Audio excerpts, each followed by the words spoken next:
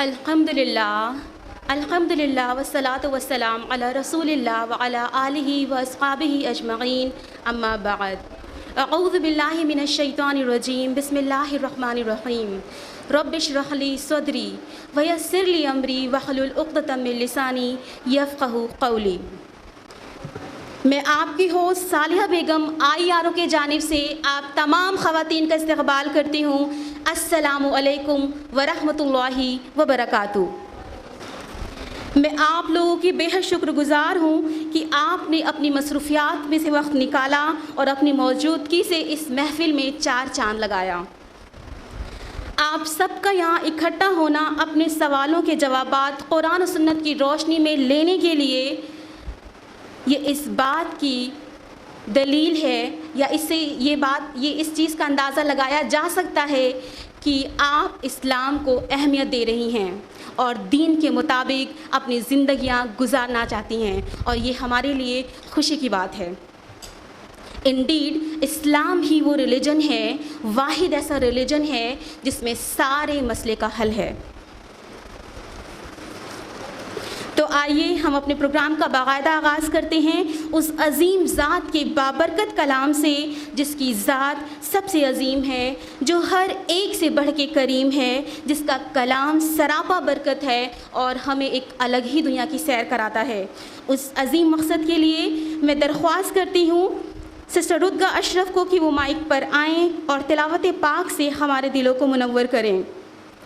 سناؤ نغمہ قرآن کا کہ ہم بیدار ہو جائیں، سناؤ نغمہ قرآن کا کہ ہم بیدار ہو جائیں، اندھیروں سے نکل کر صاحب انوار ہو جائیں۔ سسٹر رتگا اشرف۔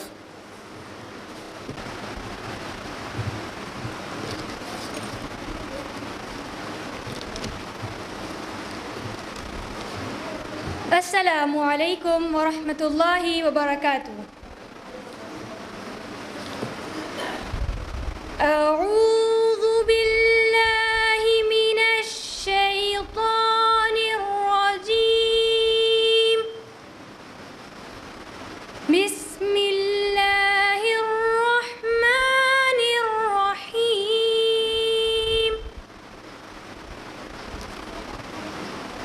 ومن أحسن قولا ممن دعا إلى الله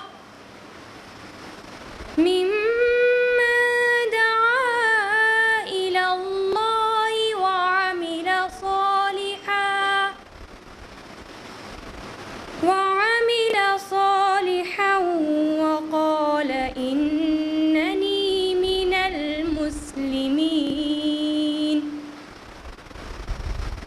ولا تستوي الحسنة ولا السيئة، ادفع بالتي هي أحسن، فإذا الذي بينك وبينه عداوة كأنه ولي حميم۔ وما يلقاها إلا الذين صبروا، وما يلقاها إلا ذو حظ عظيم۔ وإما ينزغنك من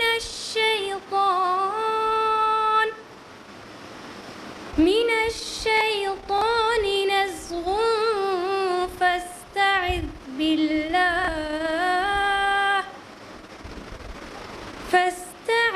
بالله من الشيطان الرجيم۔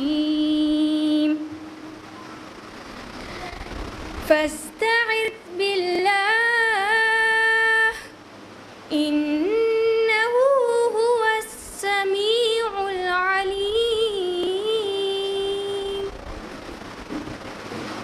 اور ابھی جو آپ نے قرأت سماعت فرمائی اس کا اردو ترجمہ وہ تھی سورہ فصلت سورہ نمبر 41 آیت نمبر 33 to 36۔ پناہ چاہتی ہوں میں اللہ تعالیٰ کی شیطان مردود سے، اللہ کے نام کے ساتھ جو بڑا مہربان اور نہایت رحم کرنے والا ہے۔ اور اس سے زیادہ اچھی بات والا کون ہے جو اللہ کی طرف بلائے اور نیک کام کرے اور کہے کہ یقیناً میں مسلمانوں میں سے ہوں۔ نیکی اور بدی برابر نہیں ہوتی، برائی کو بھلائی سے دفاع کرو۔ پھر وہی جس کے اور تمہارے درمیان دشمنی تھی وہ ایسا ہو جائے گا جیسے دلی دوست۔ اور یہ بات انہی کو نصیب ہوتی ہے کہ جو صبر کریں، سوائے بڑے نصیب والوں کے کوئی حاصل نہیں کر سکتا۔ اور اگر تمہیں شیطان کی طرف سے کوئی وسوسہ آئے تم اللہ کی پناہ طلب کرو، یقیناً وہ بہت ہی سننے والا اور جاننے والا ہے۔ جزاکم اللہ خیرا۔ ماشاء اللہ، ایسا لگ رہا تھا کہ بس سنتے جائیں۔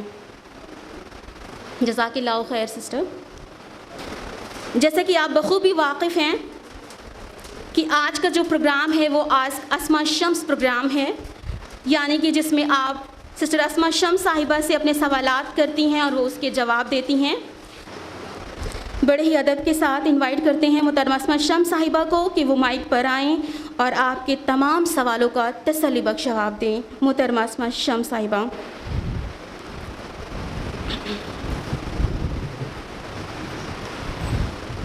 الحمدللہ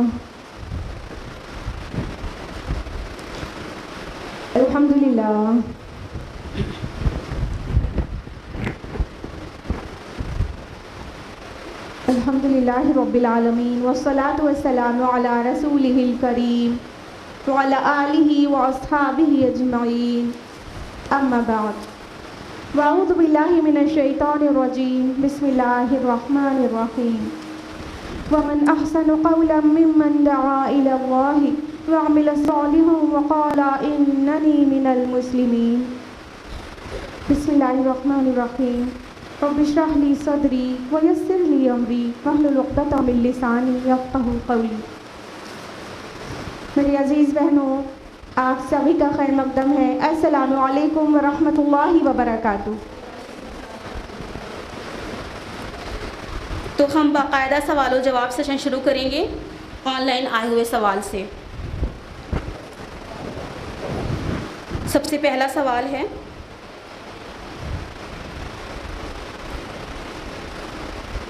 Now we have a very practical question جو کہ سسٹر رادفہ سے ہے۔ سسٹر رادفہ سوال کرتی ہیں، جو کہ بائی پروفیشن ٹیچر ہیں اور کانپور سے بلانگ کرتی ہیں۔ ان کے دو سوالات ہیں۔ پہلا سوال، ہاؤ ٹو گین خشوع ان صلاح۔ اچھا سوال ہے۔ بہن کا سوال ہے کہ صلاح میں خشوع کیسے حاصل کریں۔ سب سے پہلے خشوع کا معنی جان لیتے ہیں۔ لفظ خشوع خا شین عین سے ہے۔ خشع جس کا معنی ہوتا ہے کسی سے خوف میں، ادب میں ہمبل ہو جانا، جھک جانا، تواضع اور انکساری کرنا اور اپنے کو پست کر دینا اور سامنے والے کو اس کی عظمت کا اعتراف کرنا۔ تو کسی عظیم ذات کے سامنے اپنے آپ کا اپنا تذلل اور اپنی پستی کو خوف کے ساتھ دکھانے کی فیلنگ خشوع کہلاتی ہے۔ اور ہم میں سے اکثر لوگ یہ جاننا چاہتے رہتے ہیں کہ صلاح میں خشوع کیسے لائیں۔ سب سے پہلے تو اس کی اہمیت جان لیتے ہیں کہ ضرورت کیا ہے کہ صلاح میں خشوع ہو۔ اللہ سبحانہ و تعالیٰ فرماتے ہیں قرآن حکیم میں سورہ مؤمنون سورہ نمبر 23 آیت نمبر 1 اور 2 میں فرمایا، قد افلح المؤمنون الذین هم فی صلاتهم خاشعون۔ یقیناً مومنوں نے فلاح پالی جو اپنی صلاح اپنی نماز میں خشوع کرتے ہیں. یعنی کامیابی پانے کے لیے صلاح میں خشوع ہونا بہت اہم ہے. اور ہمیں سے سب کی اکثر لوگوں کی پرابلم ہے کہ صلاح میں خشوع نہیں آ پاتا اور کیسے لایا جائے. دیکھیے صلاح میں خشوع نہ ہونے کا جو سب سے بڑا ریزن ہے، سب سے اہم، وہ یہ ہے کہ ہم صلاح میں جو کچھ ریسائٹ کرتے ہیں اس کو سمجھتے ہی نہیں. ہم نے تو بچپن سے کچھ صورتیں یاد کر لی ہیں اور اس کو بس دہراتے رہتے ہیں اور سمجھتے کچھ بھی نہیں. جو بھی چیز صلاح میں پڑھی جاتی ہے، قرآن مجید کی صورتیں، دیگر اذکار، وہ سب کا معنی اور مطلب ہم نہیں سمجھتے، لہٰذا ہمارا مائنڈ انگیج نہیں ہوتا اس کے ساتھ. یعنی ہمیں جو چیز بہت اچھی طرح سے میمورائزڈ ہے اور بچپن سے میمورائزڈ ہے، تو اس کو ہمیں ریسائٹ کرنے میں چونکہ سمجھ میں نہیں آتا، تو ہمارے دماغ کا بہت کم حصہ انوالو ہوتا ہے اور وہ ہم فٹافٹ پڑھتے چلے جاتے ہیں کیونکہ وہ بچپن سے پڑھتے چلے جا رہے ہیں. تو چونکہ ہم بالکل میکینیکل ہو چکے ہیں اس کو پڑھنے میں اور سمجھ نہیں رہے ہوتے، تو ہمارے دماغ کا بہت کم حصہ آکیوپائڈ رہتا ہے اور بہت زیادہ حصہ ایمٹی رہتا ہے. تو جو ایمٹی حصہ ہوتا ہے دماغ کا خالی، وہ دوسری چیزوں میں لگ جاتا ہے اور ہمارے دماغ میں طرح طرح کے خیال آنے لگتے ہیں جبکہ ہم صلاح پڑھ رہے ہوتے ہیں، ہم اللہ سے باتیں کر رہے ہوتے ہیں. تو وہ جو خالی حصہ ہے دماغ کا، کسی کے اس دماغ کے حصے میں کوئی مووی چلنے لگتی ہے، کسی کے کرکٹ کا اسکور بورڈ چلنے لگتا ہے اور کسی کا بگ بازار چلنے لگتا ہے، ڈیپینڈس کس کی کیا انٹرسٹ ہیں. تو اس کا ایک سولوشن یہی ہے کہ ہم جب صلاح میں جو چیزیں بھی ریسائٹ کرتے ہیں، سورہ فاتحہ ہو، سورتیں ہو اور رکوع سجود کے اذکار ہوں، تشہد کے اذکار، وہ سب کا معنی اور مطالب ہم کو پتہ ہونا چاہیے.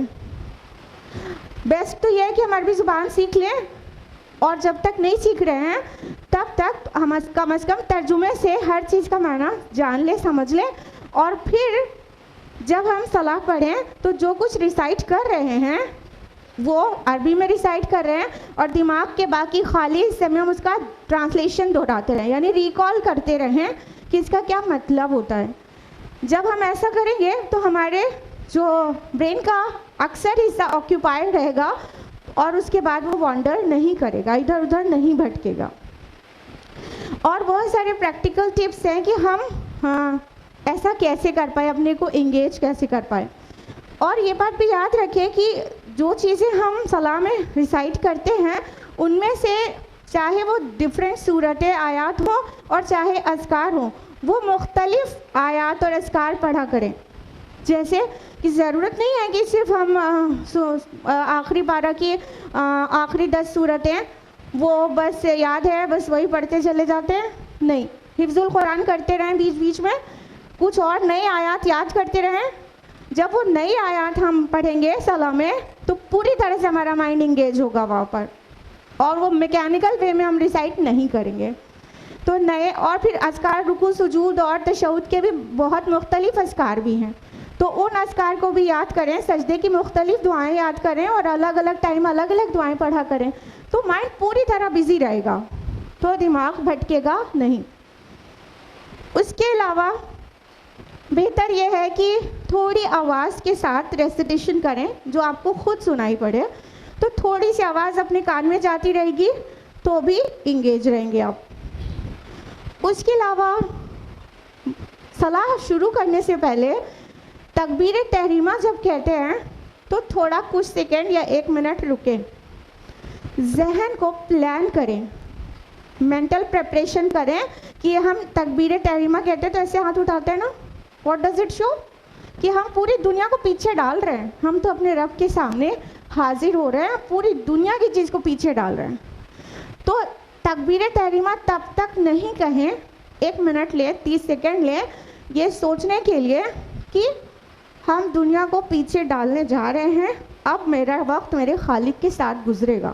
تھوڑا سا مینٹل پریپریشن کریں، پھر اس کے بعد تکبیر تحریمہ کے ساتھ صلاح میں داخل ہوں، مائنڈ پریپیئر کر لیں. اس کے علاوہ وہ والی حدیث یاد کریں جو حدیث قدسی ہے، اس کو مائنڈ میں ریکال کریں کہ اللہ تعالیٰ ہمارے ہر الفاظ کا جواب دے رہا ہے، جو کہ صحیح مسلم سے ٹرانسمیٹڈ ہے اور حدیث قدسی ہے. قسم الصلاۃ بینی و بین عبدی نصفین. اللہ تعالیٰ فرماتے ہیں کہ میں نے صلاح کو یعنی فاتحہ کو، سورہ فاتحہ کو اپنے اور اپنے بندے کے درمیان آدھا آدھا بانٹ دیا ہے. تو جب میرا بندہ کہتا ہے الحمدللہ رب العالمین، تو اللہ تعالیٰ جواب دیتے ہیں کہ میرے بندے نے میری حمد کی. جب کہتا ہے الرحمن الرحیم، تو اللہ تعالیٰ کہتے ہیں میرے بندے نے میری بزرگی بیان کی. جب بندہ کہتا ہے مالک یوم الدین، تو اللہ تعالیٰ جواب دیتے ہیں میرے بندے نے میری پاکی بیان کی.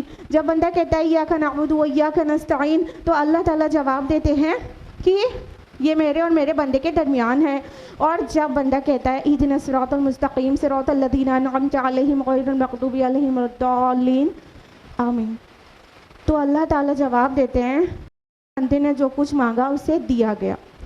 تو محسوس کریں اس کو کہ ہم جو کچھ کہہ رہے ہیں، جب سورہ فاتحہ پڑھ رہے ہیں، میرا اللہ جواب دے رہا ہے، ہر آیت کا جواب دے رہا ہے. محسوس کر کے پڑھیں تو انشاءاللہ تھوڑا مائنڈ انگیج ہوگا اور سلام خشوع آ پائے گا. اس کے علاوہ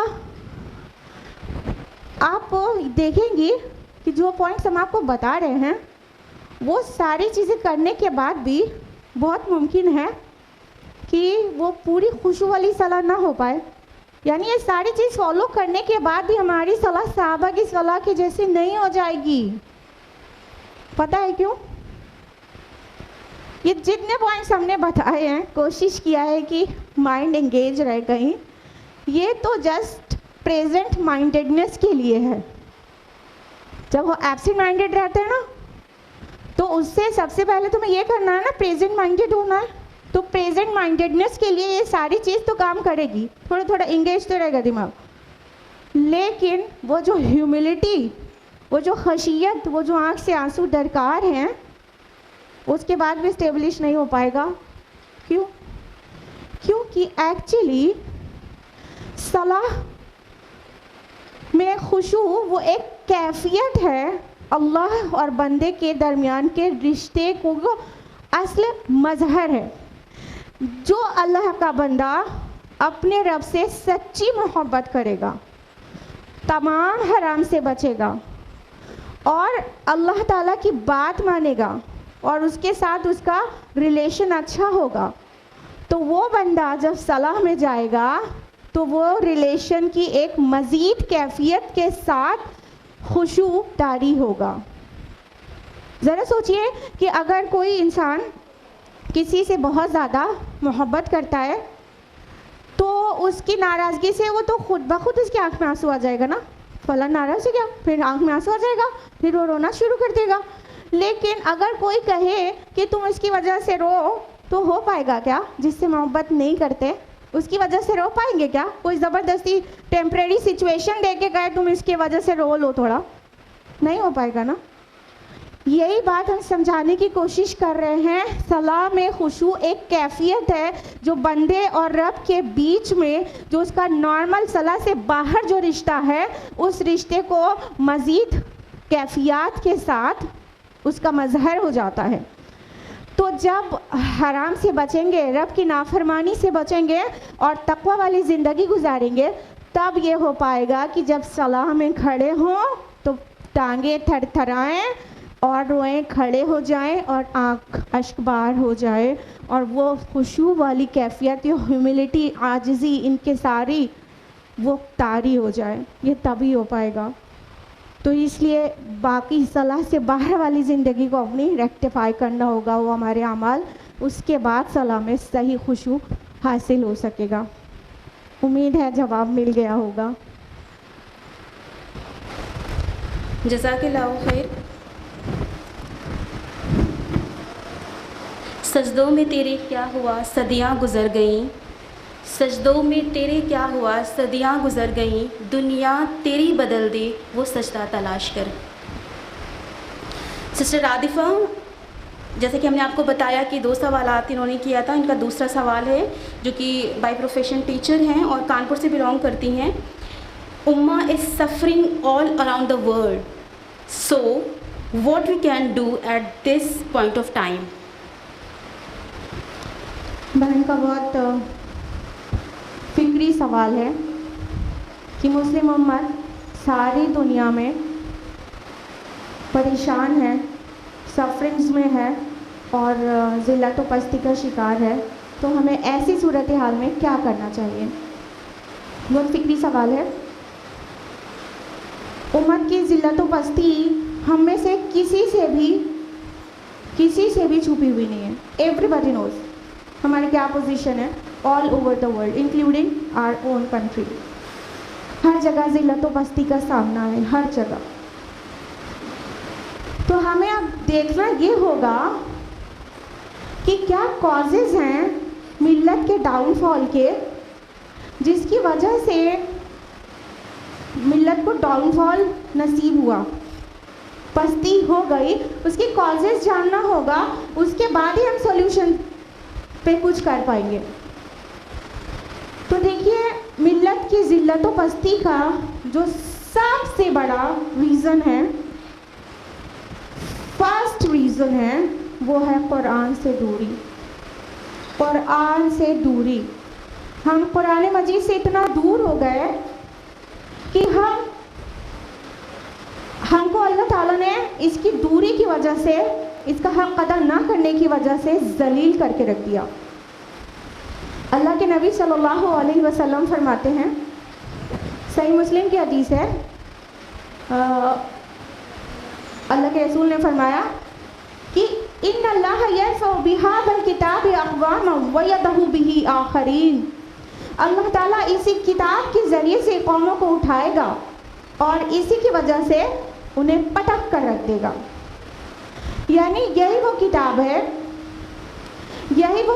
है जो हमारे उरूज का ज़रिया बनी थी नबवी दौर में और खुलफाए राशिदीन के दौर में, और यही वो किताब है जिसको छोड़ने की वजह से हम ज़लील हो गए, ख़ार हो गए सारी दुनिया में।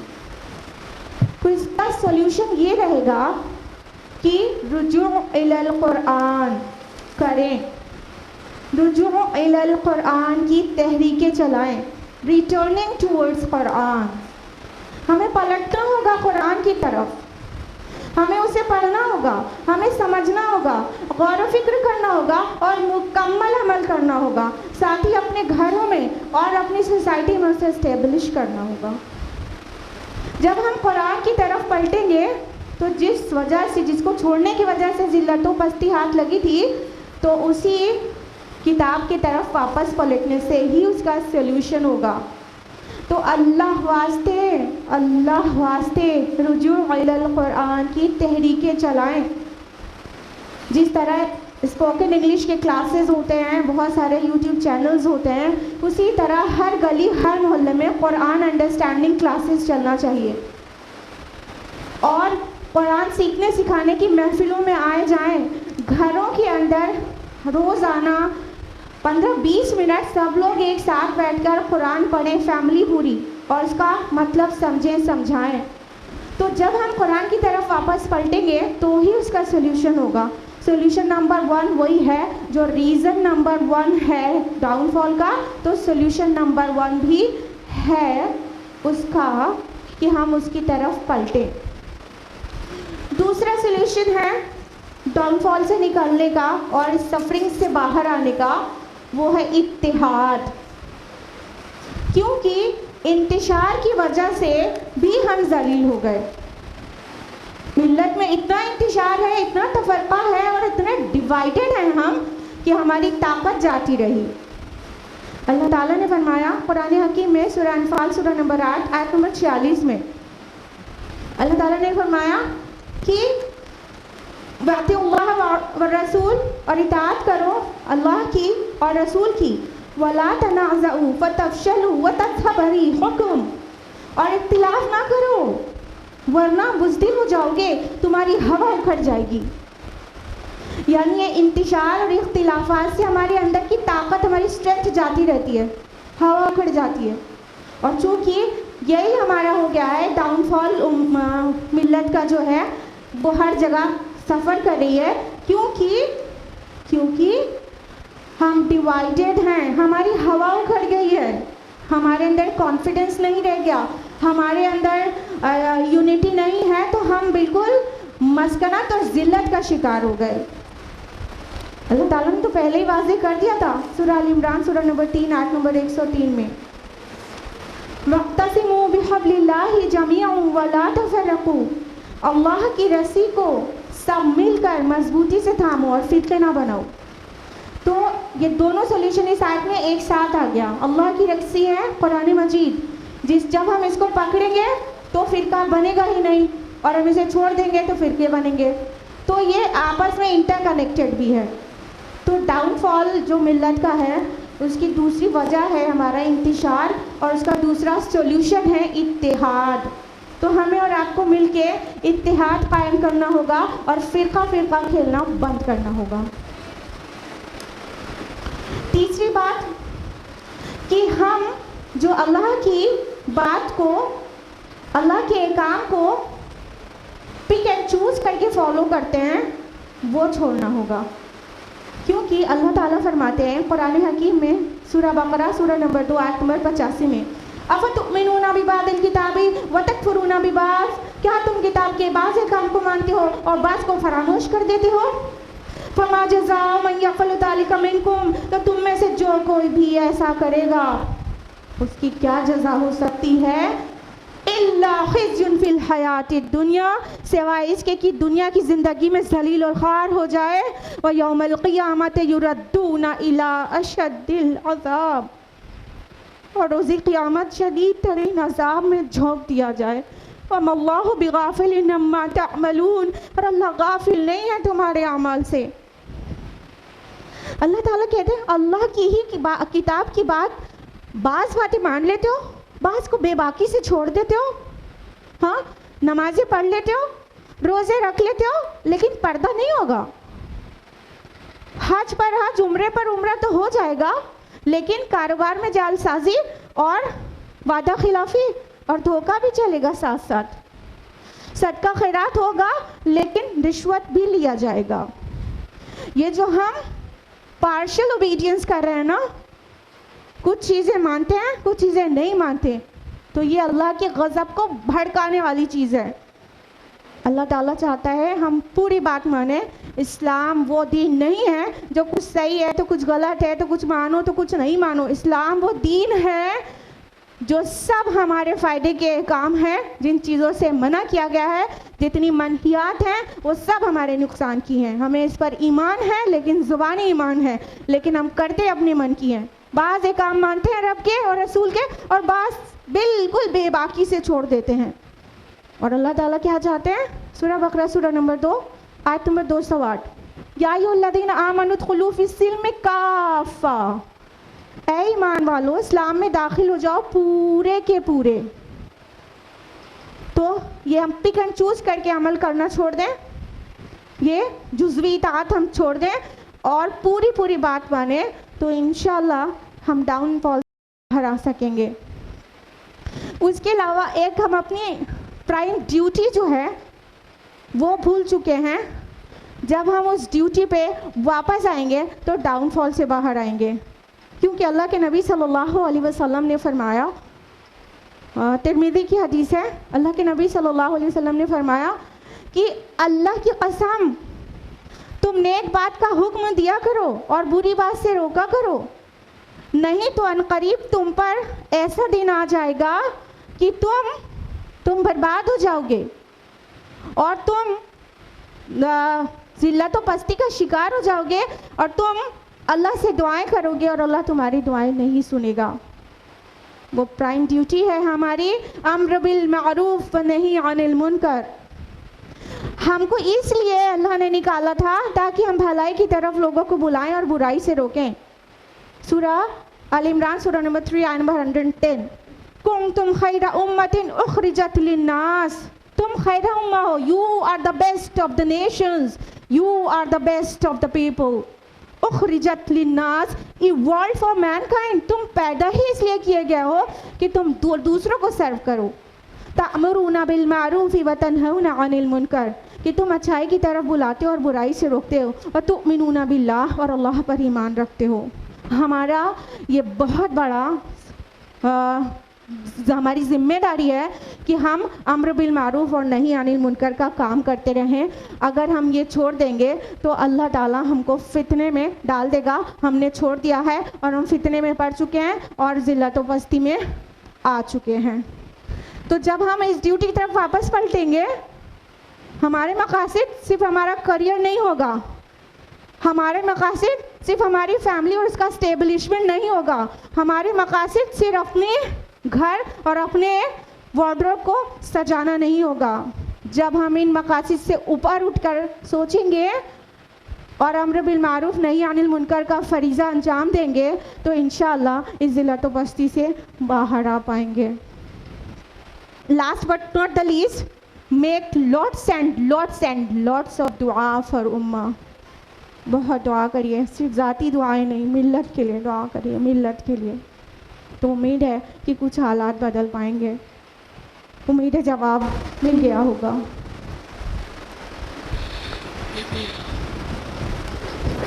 بہت ضروری تھا کہ ہم کو پتہ چلے کہ واقعی ہم کیا کر سکتے ہیں آج کی سچویشن کے اکارڈنگ۔ جزاک اللہ خیر۔ ابھی جو سوالات آپ کے سامنے رکھے گئے وہ آن لائن تھے، اور اب ہم آف لائن سوال یعنی آپ کا سوال لینے جا رہے ہیں۔ سسٹر ریحانہ بیگم جو کہ ہاؤس وائف ہیں، سلام کرتی ہیں۔ السلام علیکم ورحمۃ اللہ وبرکاتہ میم۔ میرا سوال ہے کہ آج کل میرے بیٹے شادی کے بعد صرف اپنی وائف کی ہی سنتے ہیں، چاہے وائف ان کو غلط کام کا ہی حکم کریں، اور ماں جو انہیں پال پوس کر بڑا کرتی ہے ان کا انہیں کچھ خیال نہیں رہتا، یہاں تک کہ الگ رہنے کی نوبت آ جاتی ہے۔ میری سمجھ میں یہ نہیں آتا کہ شادی کے بعد بیوی اتنی امپورٹنٹ کیوں ہو جاتی ہے کہ باقی رشتوں کی کوئی اہمیت ہی نہیں رہتی، صرف ہم اور میری بیوی، ماں کی کوئی عزت ہی نہیں رہتی۔ بہت درد میں ڈوبا ہوا سوال ہے۔ بہن کا سوال ہے کہ بیٹے شادی کے بعد ماں کا خیال نہیں رکھتے اور بیوی ہی سب کچھ ہو جاتی ہے، اور کیا ماں کی کوئی ویلیو نہیں رہ جاتی نکاح کے بعد؟ کیا ماں کے کچھ حقوق نہیں رہ جاتے؟ ایسا کیوں ہے؟ اگر آپ برا نہ مانیں میری پیاری بہن، تو ہم ایک بات کہنا چاہ رہے ہیں، اور وہ یہ ہے، پلیز برا نہ مانیے گا، جو اصولی بات ہے وہ کہنے جا رہے ہیں۔ ایسا شاید اس لیے ہو کہ آپ کے صاحبزادے کو آپ نے بچپن سے قرآن کی تعلیم نہیں دی۔ اگر قرآن اس کے اندر کھپایا ہوتا تو اسے پتہ ہوتا کہ اللہ تعالیٰ والدین کے بارے میں کیا کہتے ہیں۔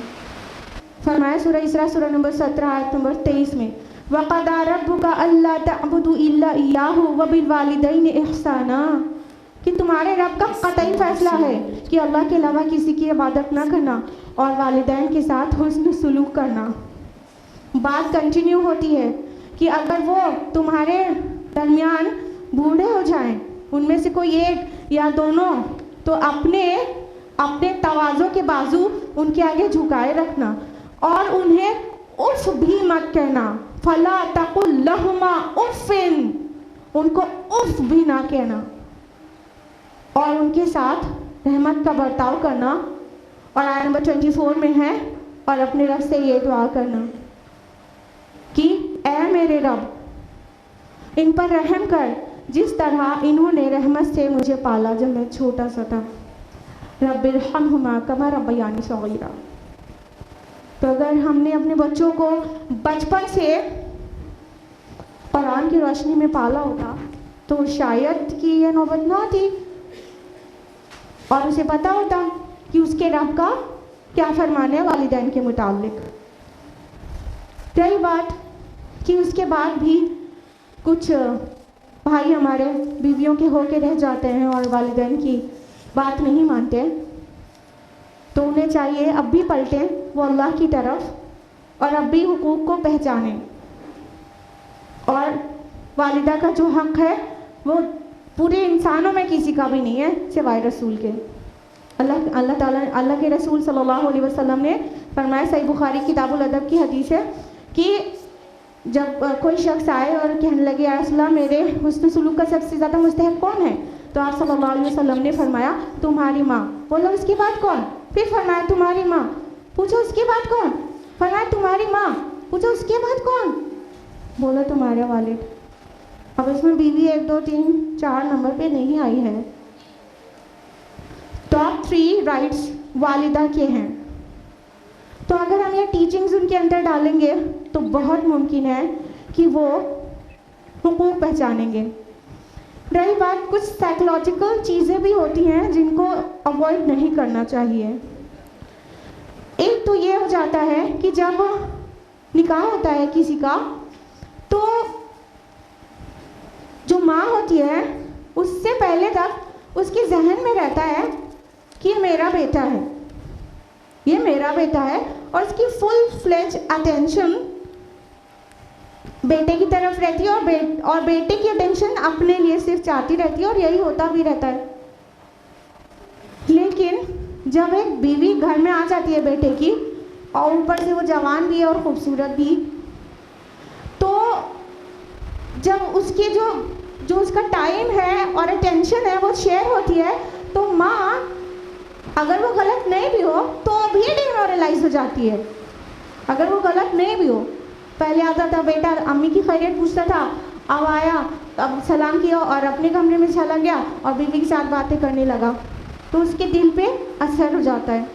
تو وہ چاہتی ہے کہ میں پہلے اٹینشن کا مرکز تھی اور اب یہ کون آ گیا, جس کی وجہ سے وہ سم ٹائمز بہو کے ساتھ کچھ وہی دلی حالات کا صحیح نہ ہونے کی وجہ سے اندر کا جو موسم خراب ہو جاتا ہے, اس کی وجہ سے اس کی ظاہری عمل میں کئی گڑبڑیاں پیدا ہو جاتی ہیں, جس کی وجہ سے نئی آئی بہو وہ سوچنے لگتی ہے میرے ساتھ ایسا کریے تو میں کیوں پیچھے رہوں, کیونکہ وہ جو آئی ہے نا وہ بھی یہ دیکھ کے نہیں لائی گئی ہے, پلیز معاف کریے گا اسپیسیفک نہیں بول رہے, جنرل بول رہے ہیں, وہ بھی یہ دیکھ کر نہیں لائی گئی تھی کہ اس کے اندر دین ہے کہ نہیں.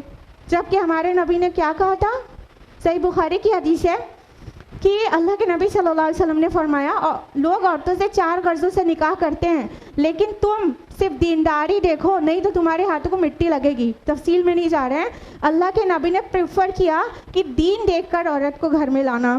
لیکن جب ہم نے لڑکے کے لیے بہو دیکھی تھی, معاف کریے گا, تو ہم تو پوری ماڈل ہاں وہ بہت خوبصورت حسین ہو اور اس کی پتلی کمر ہو اور اس کے لمبے بال ہوں, اور جب وہ ولیمے میں شو پیس بنا کے معاف کریے گا بیٹھائی جائے تو سارے لوگ دیکھتے رہ جائیں. تو ہم تو ایک ماڈل لانا چاہتے تھے, دینداری اس کے اندر تھی نہیں, اس کی ماں نے بھی اس کو دینداری نہیں سکھائی تھی. تو وہ جب گھر آتی ہے تو نازک لوگوں کے تو بہت سارے نخرے بھی ہوتے ہیں بھائی, وہ اپنے نخرے دکھاتی ہے تو گھر کا پورا ٹیمپریچر بڑھ جاتا ہے. تو ایکچولی سارا فساد دینداری کی کمی سے ہو رہا ہے ایوری ویئر. تو ایکچولی ایسا نہیں ہوتا کہ وہ ماں کو دیکھتا ہی نہیں ہے, سم ٹائمز ہم تھوڑا سا اوور فیل کر لیتے ہیں, اس لیے کچھ ایسا کام کر دیتے ہیں جو بہو کو پسند نہیں آتا. پھر بہو بیٹے سے بتاتی ہے کہ امی نے ایسا کیا, آپ کی امی نے ایسا کیا, تو پھر وہ روزانہ کی شکایتیں مل کے سوچنے لگتے ہیں ماں تو میرے مخالف ہے, میری بیوی کو برداشت ہی نہیں کر پا رہی ہے. تو اس طرح سے گھر میں کلاشز ہوتے ہیں اور سکون چلا جاتا ہے. اس کا ایک ہی سولوشن بتائیں گے, اللہ واسطے دینداری اختیار کریں. بیٹا ہے اس کو دین سکھائیں, بیٹی ہے اس کو دین سکھائیں. بیٹا دیندار ہوگا تو بہو آئے گی تو اسے پتہ رہے گا والدین کے حقوق اور زیادہ ہیں, بیوی کی بھی اپنی جگہ ہے, لیکن اسے سب کا صحیح جگہ پتہ ہوگی, وہ بیلنس کرنے میں کامیاب رہے گا. اور ہم دینداری دیکھ کر لڑکی لے کے آئیں گے تو وہ بھی حقوق کو پہچانتی ہوگی اور کبھی آڑے نہیں آئے گی شوہر کے کہ تم امی کے پاس کیوں بیٹھے تھے اتنی دیر تک, وہ یہ نہیں کہے گی کبھی بھی نا. تو سارا مسئلہ جو ہے یہ دینداری کی کمی کی وجہ سے ہو رہا ہے, اور وہ واپس صحیح بھی ہے اسی طرح سے ہوگا کہ گھروں میں دینداری پیدا کی جائے تو مسائل یہ چاہے وہ ڈومیسٹک ہوں چاہے سوشل ہوں ان مسائل کا حل ہو پائے گا. آپ کو میری کوئی بات بری لگی ہو تو ہم بہت معذرت چاہتے ہیں, امید ہے آپ کو جواب مل گیا ہوگا. جزاک اللہ خیر.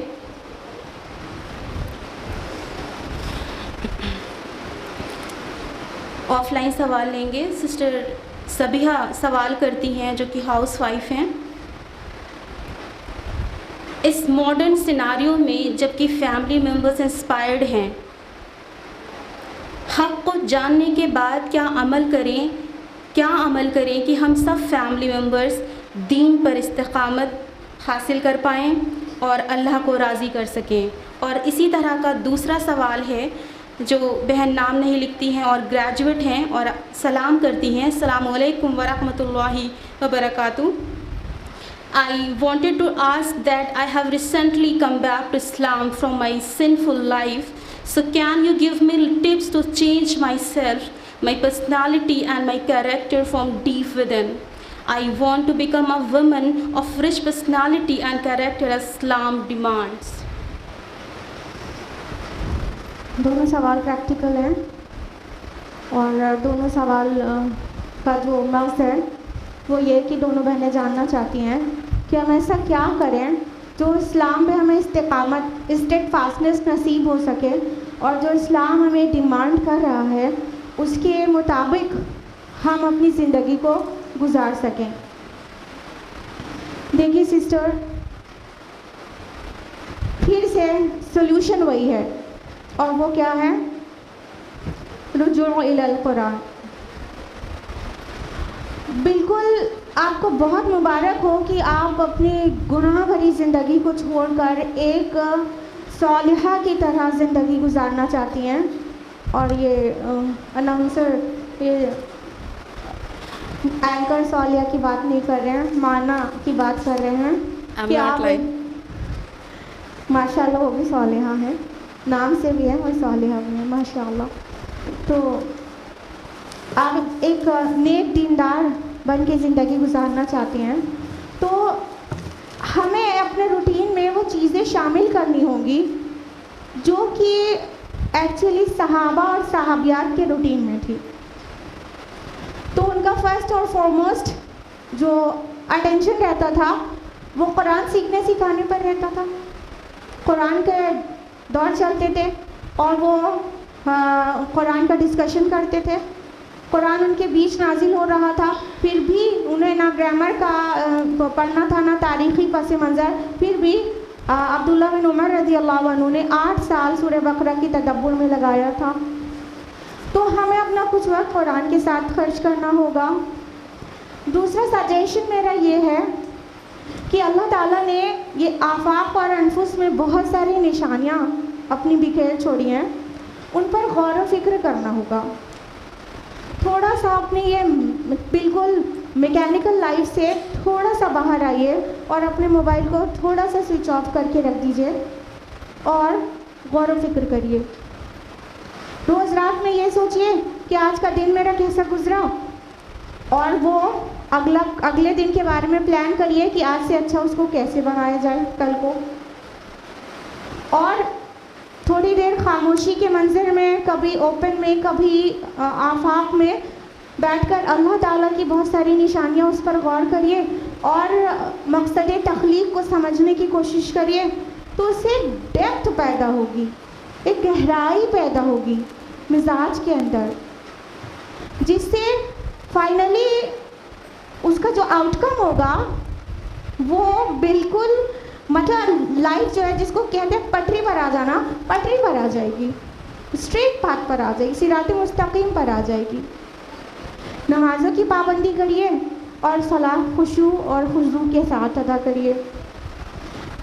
نبی صلی اللہ علیہ وسلم کی اذکار مسنونہ کی پابندی کریے اور پورے احساس و شعور کے ساتھ ان اذکار کو پڑھیے. صبح شام کے اذکار ہو گئے اور دن بھر میں رسول اللہ صلی اللہ علیہ وسلم کے جو بھی مسنون اعمال تھے اس کو اس وے میں کرنا، نبوی طریقے پر، سنت کے طریقے پر اس وے میں کرنا. تو ایک کنیکشن بنے گا نبی سے.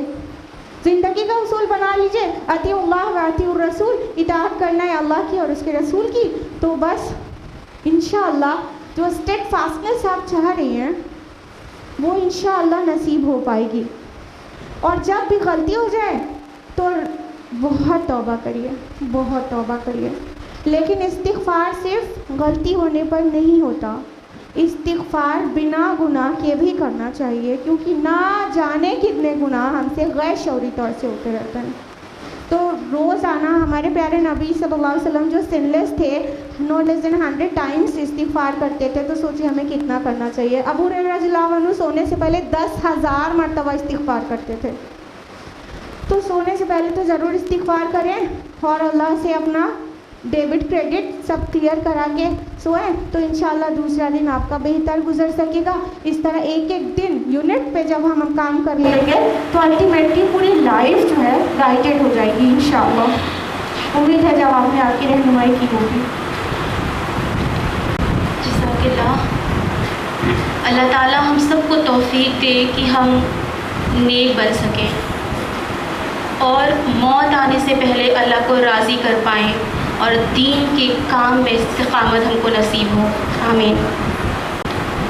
اگلا کویشچن آن لائن ہے۔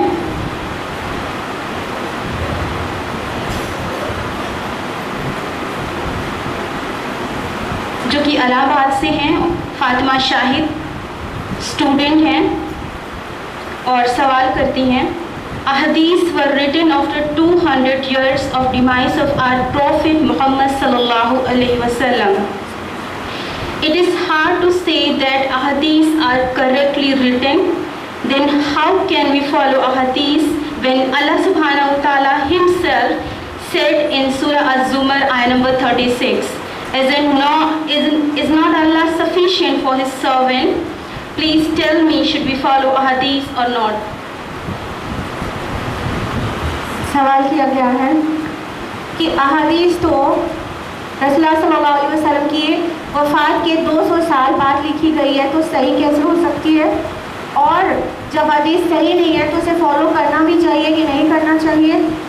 اور اللہ تعالیٰ قرآن میں فرماتے ہیں سورہ الزمر میں کہ کیا اللہ تعالیٰ آپ کے لیے، اپنے بندے کے لیے کافی نہیں ہے؟ تو حدیث کو فالو کرنا چاہیے یا نہیں کرنا چاہیے؟ سوال یہ ہے۔ یہ جو فتنہ انکار حدیث ہے نا، یہ اتنی تیزی سے پھیل رہا ہے کہ یہ ملت کے بچوں کے اندر بھی آ چکا ہے بہت زیادہ۔ اب آپ دھیان سے سمجھیں، سب سے پہلی بات کیا کہی گئی کہ حدیث تو 200 سال کے بعد نبی صلی اللہ علیہ وسلم کے وفات کی لکھی گئی ہے، تو یہیں سے بات غلط ہو جاتی ہے۔ This is all together falsehood. I'm telling you کہ حدیث رسول اللہ صلی اللہ علیہ وسلم کی حیات میں بھی لکھی جاتی تھی۔ بخاری مسلم کی متفقون علیہ روایت ہے، ابو ہریرہ رضی اللہ عنہ فرماتے ہیں کہ فتح مکہ کے بعد رسول اللہ صلی اللہ علیہ وسلم نے خطبہ دیا اور کھڑے ہوئے خطبہ دیا تو یمن کا ایک شخص اٹھا اور وہ بولا، جس کا نام تھا ابو شاہ، وہ اٹھ کر بولنے لگا کہ یا رسول اللہ، جو بات ابھی آپ نے خطبے میں کہی ہے یہ ہمیں لکھوا کے دے دیجیے۔ تو نبی صلی اللہ علیہ وسلم نے صحابہ سے کہا کہ ان کو لکھ کر دے دیا جائے۔ کیا پتہ چلا؟ نبی صلی اللہ علیہ وسلم کی حیات میں بھی احادیث لکھی جاتی تھی۔ Another proof, ابو داؤد کی حدیث ہے، مسند احمد میں بھی ہے کہ عبداللہ ابن عمر رضی اللہ عنہ رسول اللہ صلی اللہ علیہ وسلم کی ہر بات لکھتے تھے، ہر بات لکھتے تھے۔ تو قریش نے ان سے کہا کہ ابن عمر، نبی کی ہر بات نہ لکھا کر، نبی صلی اللہ علیہ وسلم کبھی خوشی میں کبھی غصے میں ہر بات مت لکھا کر، مطلب پتہ نہیں اندر کی کیفیت کیا بول رہے ہیں اور تم لکھ رہے ہو، ریکارڈ ہو جائے۔ تو ابن عمر رضی اللہ عنہ نے حدیث کو رائٹ کرنا اسٹاپ کر دیا، لیکن نبی صلی اللہ علیہ وسلم سے بتایا، یا رسول اللہ، مجھ سے یہ کہا گیا ہے کہ میں آپ کی ہر بات نہ لکھا کروں۔ تو جانتے ہیں نبی صلی اللہ علیہ وسلم نے کیا فرمایا؟ اکتب، لکھ، اللہ کی قسم محمد کی زبان سے حق کے سوا کچھ جاری نہیں ہوتا۔ اللہ کے نبی صلی اللہ علیہ وسلم نے اپنے کمپینین کو بتا دیا کہ لکھو تو حدیث لکھو اور ہر بات لکھو. میں وہ پرسنالٹی نہیں ہوں کہ غصے کی حالت میں کچھ بھی بولتا چلا جاؤں گا تو وہ بات لکھی نہیں جا سکتی. جب بھی نبی صلی اللہ علیہ وسلم کی زبان ہلتی تو حق کے لیے، حق کے علاوہ آپ کی زبان سے کچھ نہیں جاری ہوتا. اس کے علاوہ ایک حدیث ہے ترمذی میں جس سے یہ پتہ چلتا ہے صحابہ احادیث رائٹ کرتے تھے اور ایک دوسرے سے کراس چیک کراتے تھے کہ دیکھو میں نے نبی صلی اللہ علیہ وسلم کا تمام جو قول ہے یا فعل ہے یا تقریر ہے اس کو صحیح لکھا ہے، تم نے بھی وہی لکھا ہے، ہم نے بھی وہی لکھا ہے، کراس چیک کر کے اس کو ریکٹیفائی کرتے تھے. کیا پتہ چلا؟ حدیث آپ صلی اللہ علیہ وسلم کی حیات مبارکہ میں لکھی جاتی تھی 200 سال کے بعد. یہ جو شیخین ہیں نا بخاری مسلم، امام بخاری اور امام مسلم، یہ محدثین ہیں، یہ 260 سال کے بعد آئے، وہ الگ بات ہے، ان کا کلیکشن آف حدیث ہے. لیکن یہ بات بالکل جھوٹی ہے کہ حدیث 200 سال کے بعد لکھی گئی ہے. رسول اللہ صلی اللہ علیہ وسلم کی حیات میں حدیث لکھی جاتی تھی. کچھ حدیث آئے دونوں کیسے بھی ملے گی جو کہ یہ کہہ کر پائے جائے کہ اللہ کے نبی نے حدیث لکھنے سے منع کیا. تو آپ کو پتہ ہے ابتدائی دور میں جب قرآن نازل ہو رہا تھا تب نبی صلی اللہ علیہ وسلم نے حدیث لکھنے سے منع کیا تھا کہ ابھی ان کو اتنا شعور نہیں ہے کہ قرآن اور حدیث کے ٹیکسٹ کو مکس نہ کر دیں، تو منع کر دیا تھا. جب سب میچور انف ہو گئے تو اجازت دے دی. تو جو احادیث نہ لکھنے منع کرنے والی حدیث پائی جاتی ہے وہ حدیث شروعاتی دور کی ہے، اور جو لکھے جانے والی پائی جاتی ہے وہ بعد کے دور کی ہے. آپ لوگ نے پہلے منع کیا تھا لیکن جب سب سمجھدار ہو گئے تھے تو الاؤ کر دیا تھا. تو یہ بات تو بالکل جھوٹی ہو گئی کہ حدیث 200 سال کے بعد لکھی گئی ہے. پوائنٹ نمبر 2، اس میں کلیم ہے کہ کیا اللہ اپنے بندے کے لیے کافی نہیں ہے؟ اینڈ آیا ہیز بین کوٹڈ فرام سورہ زمر، سورہ نمبر 39 آیت 36، اور یہ بالکل آؤٹ آف کانٹیکسٹ ہے. پوری آیت یہ ہے سورہ زمر سورہ نمبر 39 آیت نمبر 36، جس میں اللہ تعالیٰ کہتے ہیں کہ الیس باللہ، کیا اللہ تعالیٰ کافی نہیں ہے اپنے بندے کے لیے؟ بکافٍ عبدہ، الیس باللہ بکافٍ عبدہ، کیا اللہ کافی نہیں ہے اپنے بندے کے لیے؟ بات آگے کنٹینیو ہوتی ہے اور آگے جا کے مطلب اس کے فوراً بعد آیت کنٹینیو ہوتی ہے کہ اور یہ آپ کو اللہ کے علاوہ جو ہے اس سے ڈراتے ہیں. یہ آیت کا مفہوم یہ ہے اور اس کا پورا کانٹیکسٹ یہ ہے کہ کفار اور مشرکین رسول اللہ صلی اللہ علیہ وسلم کے پاس آتے تھے اور دھمکیاں دیتے تھے کہ تم ہمارے بتوں کو برا کہہ رہے ہو، تم ہمارے آئیڈلس کو، ہمارے معبودوں کو برا کہہ رہے ہو، اور تم پر ان کا کوئی عذاب، کوئی پنشمنٹ آ جائے گا، تم برباد ہو جاؤ گے. تو اللہ تعالیٰ نے فرمایا کہ یہ اس سے ڈرا رہے ہیں تم کو. اے نبی، یہ نبی سے ایڈریس کیا گیا، اے نبی آپ کو اس چیز سے ڈرا رہے ہیں کہ اللہ کے علاوہ جن کی یہ عبادت کرتے ہیں ان سے ڈرا رہے ہیں. کیا اللہ کافی نہیں آپ کی حفاظت کے لیے؟ یہ شرک کو کے ربط میں آیت ہے جو کہ آدھی پیش کر دی گئی تو یہ آؤٹ آف کانٹیکسٹ ہو گئی. ایسے تو قرآن میں کوئی بھی نکال کے کہہ سکتا ہے کہ قرآن میں لکھا ہے نماز کے قریب مت جاؤ. ہاں ملے گا قرآن میں سورہ نساء سورہ نمبر 4 آیت نمبر 43 میں نماز کے قریب مت جاؤ جب نشے کی عادت میں ہو. یہ ایسا ہی ہے کہ کوئی کہے قرآن میں تو یہ مینشن ہے کہ مسیح ابن مریم خدا ہے. ہاں ملے گا، مسیح ابن مریم خدا ہے، کیا قرآن میں لکھا ہوا ہے، آؤٹ آف کانٹیکسٹ. ہاں مل جائے گا آپ کو، لیکن کیا ملے گا؟ لقد کفر الذین قالوا ان اللہ هو المسیح ابن مریم، یقیناً کفر کیا ان لوگوں نے جس نے کہا مسیح ابن مریم خدا ہے. پوری بات یہ ہے. کہاں پہ ہے؟ سورہ مائدہ سورہ نمبر 5 آیت نمبر 17. یہ ایسا ہی ہے جیسے کوئی کہے گا کہ اور خدا 3 میں کا تیسرا ہے، اور قرآن میں لکھا ہوا ہے خدا 3 میں کا تیسرا ہے، ٹرینیٹی کو ثابت کر دے گا قرآن سے. لیکن جب قرآن اٹھا کے پوری آیت پڑھیں گے تو ملے گا کہ وہاں پر اللہ تعالیٰ فرماتے ہیں لَقَدْ كَفَرَ الَّذِينَ قَالُوا إِنَّ اللَّهَ ثَالِثُ ثَلَاثَةٍ، یقیناً کفر کیا ان لوگوں نے جنہوں نے کہا خدا 3 میں کا تیسرا ہے. آؤٹ آف کانٹیکٹ بات کو پیش کرنے سے بات کچھ کی کچھ ہو جاتی ہے.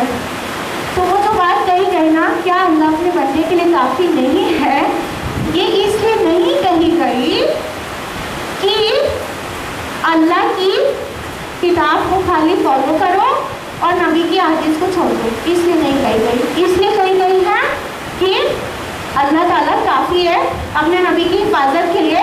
وہ جن معبودان باطل سے ڈرا رہے ہیں ان سے حفاظت کے لیے کافی ہے. دوسری بات، کون مسلمان ایسا پھر نیا انکار حدیث مسلمس میں آئے، باہر سے ایلین نہیں ہے، یہ مسلمانوں میں سے ہی ہے لوگ. کون مسلمان ایسا ہے جو اپنے کو مسلمان ہونا کلیئر بھی کرے اور حدیث کو فالو کیے بغیر وہ اسلام پہ عمل کرے؟ کوئی ہو تو بتائے. نماز آپ پڑھ کے دکھا دیں، آپ صلاۃ پڑھ کے دکھا دیں بنا حدیث پڑھے تو ہم جانیں. قرآن مجید میں اقیموا الصلاۃ تو بہت بار ہے، صلاۃ قائم کرو، لیکن کب قائم کرنا ہے، کتنی رکعتیں ہونی ہیں، کہ ایک رکعت میں کتنے سجود ہیں، 2 ہیں، 4 ہیں، 18 ہیں، یہ آپ کو قرآن سے کبھی بھی نہیں پتہ چلے گا. کہیں پر بھی صلاۃ کا طریقہ مینشن ہی نہیں ہے. وضو کی آیت ہے، وضو کا طریقہ مینشن ہی نہیں ہے. زکوٰۃ کی آیت ہے، لیکن زکوٰۃ میں نصاب کیا ہوگا، کس کے اوپر پیبل ہوگی، کون ریسیپینٹس ہوں گے، کون پے کرنے والے ہوں گے، کچھ بھی آپ کو کتاب سے نہیں پتہ چلے گا. اسلام کے نہ جانے کتنے کام ایسے ہیں جو خالی قرآن کو پکڑ لیں اور نبی کی حدیث کو چھوڑ دیں تو کبھی بھی اسلام فالو نہیں کر سکتے. لہذا حدیث پر عمل کرنا بہت ضروری ہے. اور جو ہمارے نبی کی حدیث ہے نا وہ دنیا کے کسی بھی انسان سے زیادہ اہمیت کے ساتھ پریزرو کی گئی ہے الحمدللہ. کسی بھی انسان کی ٹیچنگ اتنی چھان پھٹک کے پریزرو نہیں کی گئی ہے جتنی ہمارے نبی کی ٹیچنگ کو پریزرو کیا گیا ہے. باقاعدہ حدیث ٹیکنالوجی ہوتی ہے اور اس کو پوری طرح سے حدیث کو ایک ایک چیز سے دیکھ لیا جاتا ہے کہ وہ ویک ہے یا صحیح ہے. تو اس طرح ریٹنگ ہوتی ہے اس کی. لہٰذا اپنے بچوں کو بچائیں فتنہ انکار حدیث سے، نہیں تو ان کا ایمان داؤں پر لگ جائے گا. امید ہے جواب مل گیا ہوگا. جزاک اللہ خیر، بہت انفارمیٹیو تھا. اب آئیے اگلا سوال لیتے ہیں جو کہ آن لائن ہے. سسٹر سواتی ٹھاکر ہیں گریدی جھارکھنڈ سے، اور یہ گورنمنٹ جاب میں ہے، انہوں نے MBA کیا ہے. یہ کہتی ہیں مائی question is Islam prefer cousins marriage rather than outside, but according to genetics, it's not good for coming generation. Sometimes baby born with a disease or sometimes without hand likewise. Kindly clarify. سوال کیا گیا ہے کہ اسلام cousins کے ساتھ نکاح کو prefer کرتا ہے، لیکن فرسٹ کزن سے نکاح کرنے سے کئی جینیٹیکل پرابلم ہو جاتی ہے اور کبھی کبھی بچے ہینڈی کیپ پیدا ہو جاتے ہیں. تو ایسے کیوں ہے، یعنی اسلام نے اسے پرمٹ کیوں کیا ہے؟ دین آپ کے سوال کا جو سب سے پہلا پورشن ہے کہ اسلام پریفرز کزنس میرجز، وہ صحیح نہیں ہے. بلکہ صحیح یہ ہے کہ اسلام permitted, Islam has given permission, Islam allowed cousin marriages.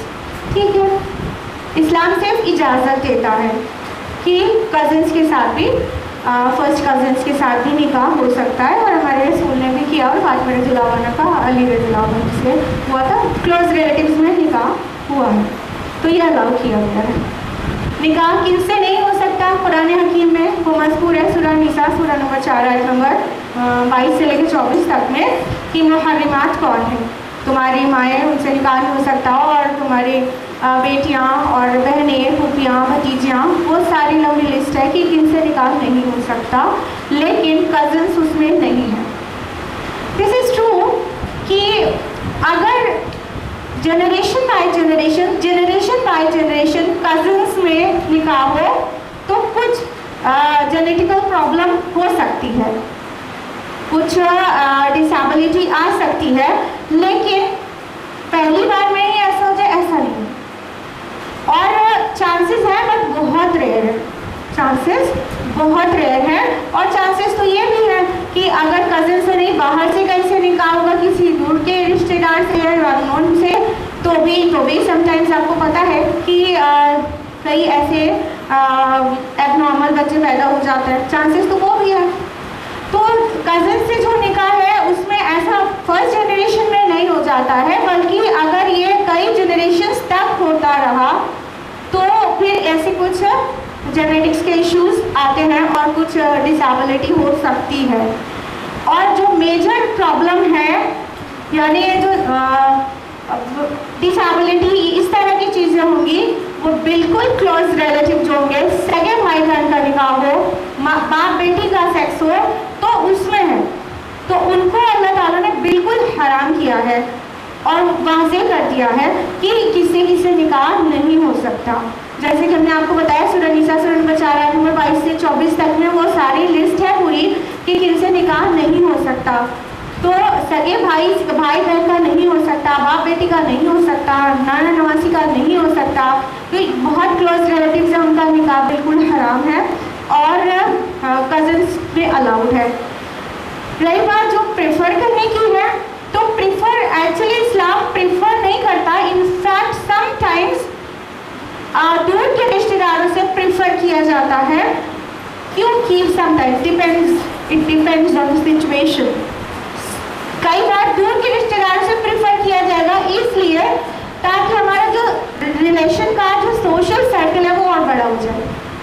جب رشتے داری میں کریں تو آلریڈی رشتے دار تھے، لیکن باہر کرتے ہیں ایک رشتہ اور جڑ جاتا ہے نا، تو اس سے سوشل سرکل جو ہے وائڈر ہوتا ہے۔ تو انفیکٹ سم ٹائمز یہ پریفرڈ ہوتا ہے کہ ہم باہر سے کریں، لیکن الاؤڈ ہے کہ کزن سے بھی کریں، اور یہ بات پروون نہیں ہے کہ فرسٹ کزن سے نکاح ہونے پہ ڈسیبلٹی ہو ہی جائے گی، یا بہت ہائی چانسز ہے، بہت ریئر چانسز ہیں، جو کہ نارمل میں بھی ہے، کسی دور والے کے ساتھ بھی کرنے کے بعد وہ چانسز ہیں۔ امید ہے جواب آپ کو مل گیا ہوگا۔ سوال موقع کے لحاظ سے ہے کہ محرم میں کون کیے جانے والے کام کون سے جائز اور کون سے ناجائز ہیں۔ دیکھیے، محرم کے متعلق اس کی فضیلت پتہ ہونا چاہیے ہم کو۔ یہ اشہر الحرام میں سے ایک مہینہ ہے، اور یعنی یہ حرام مہینہ، اس میں جنگ و جدال، لڑائی جھگڑا اور یہ ساری چیزیں نہیں کرنا چاہیے، اس کی تعظیم کرنا چاہیے۔ اس کے علاوہ اللہ کے نبی صلی اللہ علیہ وسلم کی حدیث ہے کہ محرم کا جو روزہ ہے فرض روزوں کے بعد سب سے اہم روزہ ہے، اور بخاری کی حدیث ہے کہ رسول اللہ صلی اللہ علیہ وسلم جب مدینہ آئے تو دیکھا وہاں پر یہود عاشورہ کا روزہ رکھتے ہیں، یعنی محرم کی 10 تاریخ کا۔ تو آپ صلی اللہ علیہ وسلم نے وجہ جانی تو یہودیوں نے بتایا کہ کیونکہ اس دن محرم کی 10 تاریخ کو موسیٰ علیہ السلام اور بنی اسرائیل کو نجات ملی تھی فرعون سے، تو اس خوشی میں ہم روزہ رکھتے ہیں۔ تو رسول اللہ صلی اللہ علیہ وسلم نے فرمایا کہ ہم تو موسیٰ کے زیادہ قریبی ہیں، تو ہم بھی روزہ رکھیں گے۔ تو آپ صلی اللہ علیہ وسلم نے حکم دیا کہ ہم لوگ عاشورہ کا روزہ رکھیں گے، لیکن اگر میں زندہ رہا تو اس پہ ایک دن اور بڑھا لوں گا، یعنی اگر عاشورہ کا روزہ رکھنا ہے تو 9 تاریخ کا روزہ بھی رکھ لیں، ٹھیک ہے؟ تو ایک نہیں دو، یہ ان کی مخالفت کے لیے۔ تو عاشورہ کا روزہ، 9 محرم کا روزہ رکھنا چاہیے۔ ایک حدیث میں کہیں یہ بھی ملتا ہے کہ 9 10 نہ صحیح تو 10 11 روزہ رکھنا چاہیے۔ تو اس کی ایک یہ فضیلت ہے۔ تو یہ تو مطلب فضیلت کی بات ہے، تو یہ کرنے والی چیز ہے، جائز نہیں، مستحب چیز ہے، لیکن I do know there are many things, کیا کچھ اور ہوتا ہے۔ اس کے علاوہ جتنی چیزیں ہوتی ہیں وہ سب بدعت ہے، جلوس نکالنا، نوحہ خوانی کرنا، ماتم کرنا اور کھچڑے کی دیگ چڑھانا، ملیدات، شربات اور نہ جانے کیا کیا، اور بہت سارے علم نکالنا اور شور شرابہ کرنا، یہ ساری چیزیں بدعت ہیں اور اللہ کے نبی صلی اللہ علیہ وسلم نے واضح کہا ہے، جو کہ صحیح مسلم اور سنن نسائی کی حدیث ہے، کل محدثۃ بدعہ، دین میں ہر نئی بات بدعت ہے، وکل بدعۃ ضلالہ، اور ہر بدعت گمراہی ہے، وکل ضلالۃ فی النار، اور ہر گمراہی کا ٹھکانہ جہنم ہے۔ تو اس محرم میں ادر دین فاسٹنگ اور اسے شہر الحرام ماننے کے علاوہ اور جتنی چیزیں ہیں جو ہم نے مینشن کی، یہ ساری بدعات ہیں جو کہ جائز نہیں ہیں، اور بدعت کرنے والے کا ٹھکانہ جہنم ہے۔ تو یہ چیزیں ہیں محرم میں، اب آپ دھیان دیجیے کہ کیا کرنا ہے آپ کو اور کیا نہیں کرنا ہے۔ امید ہے جواب مل گیا ہوگا۔ آن لائن سوال ہے، ڈائٹیشین سسٹر راشدہ صدیقی ادریسی سوال کرتی ہیں، Why do women always suffer after talaq, while talaq authorities have only been given to men? Why not put some strict rule regulation for men about maintenance of women after talaq?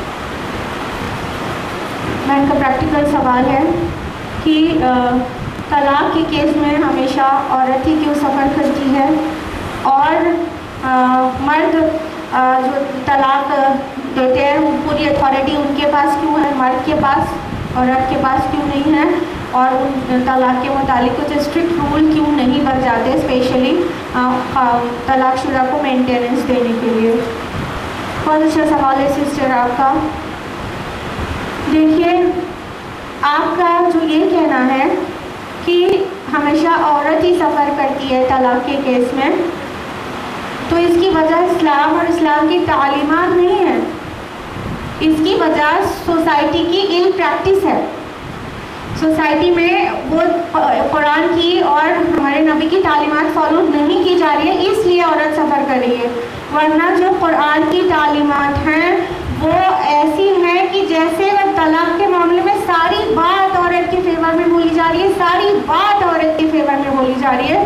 کس حد تک ہم آپ کو brief میں بتاتے ہیں، detail میں جاننے کے لیے آپ میری ویڈیو دیکھیے گا، ٹرپل طلاق حقیقت و پروپیگنڈا، جو کہ میرے چینل افنا شمس چینل پر اپلوڈیڈ ہے، بہت بریف میں بتائیں گے۔ دیکھیے، عورت کے لیے طلاق سے پہلے ان کی جو زندگی گزارنا ہے، نہیں بھی پسند ہے عورت تو بھی اللہ تعالیٰ کا حکم ہے اس کے ساتھ حسن کے ساتھ گزارا کرو۔ سورہ نساء سورہ نمبر 4 آیت نمبر 19 میں، وَعَاشِرُوهُنَّ بِالْمَعْرُوفِ، اور ان کے ساتھ تم اچھی طرح سے زندگی بسر کرو، فَإِن كَرِهْتُمُوهُنَّ، چاہے وہ تمہیں پسند نہ ہو تو بھی، کالی کلوٹیاں تو بھی، زبان کی خراب ہو تو بھی، تم ان کے ساتھ اچھی طرح گزارا کرو، یہ کہا گیا عورت کے لیے۔ اور اس کے بعد یہ کہا گیا کہ عورت کی فطری کمزوریوں کو نظر انداز کرو۔ وہ والی حدیث آپ سب نے سن رکھی ہوگی، صحیح مسلم کی ہے، کہ عورت پسلی سے بنی ہے اور پسلی کا جو نیچے والا حصہ ہوتا ہے سب سے ٹیڑھا ہوتا ہے، تو عورت کے ساتھ بہت لچیلا برتاؤ رکھو، اس کے ساتھ زبردستی کرو گے تو ٹوٹ جائے گی، یعنی طلاق ہو جائے گا، پھر تم لوگ الگ الگ ہو جاؤ گے۔ تو عورت کے ساتھ اچھا برتاؤ کرو اور اس کی فطری کمزوریوں کو نظر انداز کرو۔ اس کے علاوہ اگر نکاح میں کچھ اختلاف پیدا ہونا شروع ہو گیا ہے تو اسٹیپ نمبر 1 یہ دیا گیا ہے قرآن میں کہ پہلے انہیں سمجھاؤ۔ سورہ نساء سورہ نمبر 4 آیت نمبر 34 میں فرمایا کہ اگر تم ان میں کچھ نشوز دیکھو تو انہیں واضح نصیحت کرو۔ پھر اگلا اسٹیپ دیا گیا کہ انہیں سیم آیا میں کہ انہیں بستر میں الگ کرو، یعنی اگر ایک عورت سمجھانے سے باز نہیں آئی تو بستر میں جب ہسبینڈ الگ کر لے گا اپنا بستر تو وہ اگر غیرت والی ہوگی تو بس اس کے تو جینے مرنے کی بات ہو جائے گی، وہ سدھر جائے گی۔ ہاں، لیکن کچھ لوگ ہوتے ہیں جن کو کہتے ہیں کہ لاتوں کے بھوت باتوں سے نہیں مانتے، ان کے لیے اگلا اسٹیپ کہا گیا کہ پھر انہیں ہلکی سی مار بھی مار سکتے ہو، یہ کہا گیا۔ پھر بھی جب وہ بالکل نبھا نہیں ہو پا رہا ہے، نہیں رہ پا رہے ہو آپس میں ایک دوسرے کے ساتھ، تو اگلا اسٹیپ بتایا گیا سورہ نساء سورہ نمبر 4 آیت نمبر 33 میں کہ ایک آربیٹریٹر عورت کی طرف سے بیٹھاؤ اور ایک آربیٹریٹر ایک حکم مرد کی طرف سے بیٹھاؤ, یہ دونوں مل کے فیصلہ کرا دیں, سیٹل کرا دیں معاملہ. جب آربیٹریٹر سے ابھی حل نہیں ہوا اور طلاق کی ہی نوبت آ جائے تو کہا گیا کہ ایک بار میں ایک طلاق ہو تاکہ عدت کی اندر رجوع کی گنجائش باقی رہے, اور 3 طلاق کو ایک ساتھ دینے کے لیے بالکل منع کیا گیا ہے, گناہ ہے. ایک بار میں ایک طلاق دیا جائے گا تو پھر جو عدت باقی اس کی رہے گی 3 menstrual periods, تو اس میں کیا ہوگا کہ اس کو ایک پوری گنجائش رہے گی کہ وہ دونوں آپس میں رجوع کر لے. اور اللہ تعالیٰ نے تاکیدی حکم دیا سورہ طلاق سورہ نمبر 65 آیت نمبر 1 میں کہ جو عدہ پیریڈ میں عورت کو گھر سے نہ تم نکالو نہ وہ خود نکلے, یعنی شوہر کے گھر میں رہے تاکہ اس کا حسن اس کی ادائیں اسے خود بھا جائے تو واپس رجوع کر لے اور ان کا نکاح باقی رہے. اور نکاح کے لیے باؤنڈ کیا گیا کہ مینسٹرل پیریڈ میں نہ دو, کیونکہ ایام حیض میں عورت کے موڈ میں کچھ ڈسٹربنسز رہتے ہیں, تو اس پیریڈ میں طلاق دینے کے لیے منع کیا گیا. ہر چیز عورت کے فیور میں بولی جاتی رہی ہے اور ہر چیز عورت کے حساب سے آرڈرز آئے. پھر اس کے بعد اگر عورت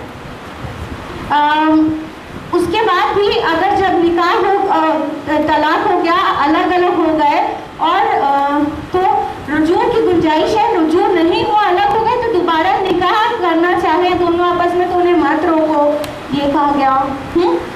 اور جب الگ ہی الگ ہو گئے اور وہ آپس میں جب چھوڑ رہے ہیں تو اللہ تعالیٰ نے تاکید کیا مردوں کو, عورت کے لیے تاکید کیا مردوں کو, جو مذکور ہے سورہ بقرہ سورہ نمبر 2 آیت نمبر 229 اور آیت نمبر 231 میں. فرمایا اللہ تعالیٰ نے کہ اور ان کے ساتھ ان کو اگر رجوع کرنا ہے, رکھنا ہے تو بھلے طریقے سے رکھو, اور اگر چھوڑنا ہے تو بھلے طریقے سے, معروف طریقے سے چھوڑو. کہنے کا مطلب رجوع کرنے کا مقصد یہ نہ ہو کہ تانے دے کے, اور چھوڑ دینے کا مقصد جب الگ ہونے کا کے بعد کام یہ نہ ہو کہ 1000 الزام لگا کے چھوڑا جائے. معروف طریقے سے, معروف طریقے سے, کوئی الزام کے بغیر. یہی وجہ ہے کہ صحابہ کے دور میں کسی طلاق شدہ کی دوبارہ نکاح ہونا کچھ بھی مشکل نہیں رہتا تھا, کیونکہ اتنے سارے بہتان لگا کے نہیں چھوڑا جاتا تھا, آرام سے دوبارہ نکاح ہو جاتا تھا.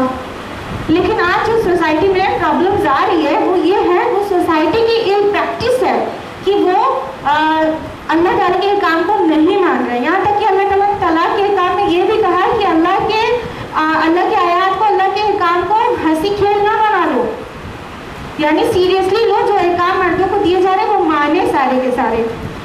پھر اگر آپ کا مینٹیننس کا اسپیشلی سوال ہے تو مینٹیننس کے لیے عدہ پیریڈ میں مینٹیننس مرد کی ذمہ داری ہے, اور اگر وہ پریگننٹ یا تو بچے کو دودھ پلا رہی ہے تو پورے جب تک وہ دودھ پلائے گی تو مینٹیننس شوہر کی جو طلاق جس سے ہوا ہے بچے کا والد, پورا جب تک ماں دودھ پلائے گی تب تک مینٹیننس اس کے شوہر کی ہی ذمہ داری رہے گی جس سے طلاق ہو گیا ہے, بچے کے والد کی.